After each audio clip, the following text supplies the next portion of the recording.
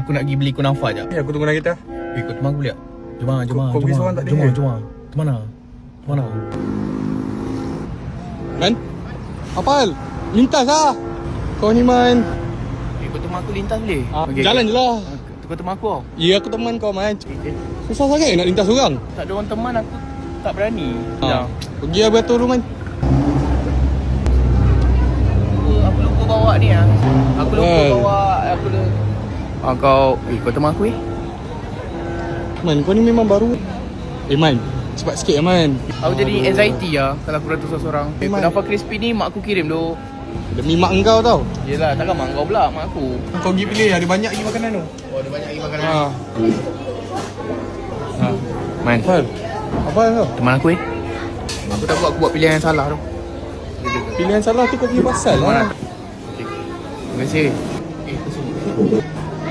Kau teman aku lah kat sini je. Aku nak tunjuk kat kau. Aku daripada tempat aku pun boleh tengok kan. Kunafa crispy ni ada keluarkan coklat belah baru tu.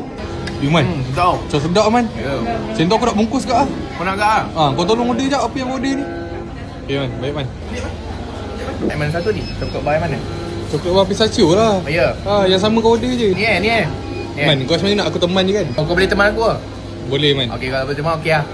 Tandas mana? Tandas kat belah mana je. Belah sana? Kau boleh teman aku lah? Man, takkan tandas sebab aku nak teman Man. Kau pergi seorang Man. Sampai tandas kau nak pergi teman. Aduh, apa yang lama sangat.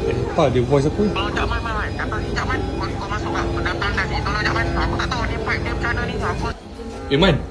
Man. Sekejap. Masuk jap. Apa hal kau ni? Aku tengah emergency lah. Apa hal?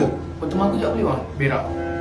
Apa otak kau? Mana aku nak gerak Man? Jangan, tunggu. Man. Tunggu aku jap, weh. Basuh dulu lah Man. Yelah, sabarlah bang. Aduh, cepatlah. Teman aku drive Man. Kau drive je lah Man.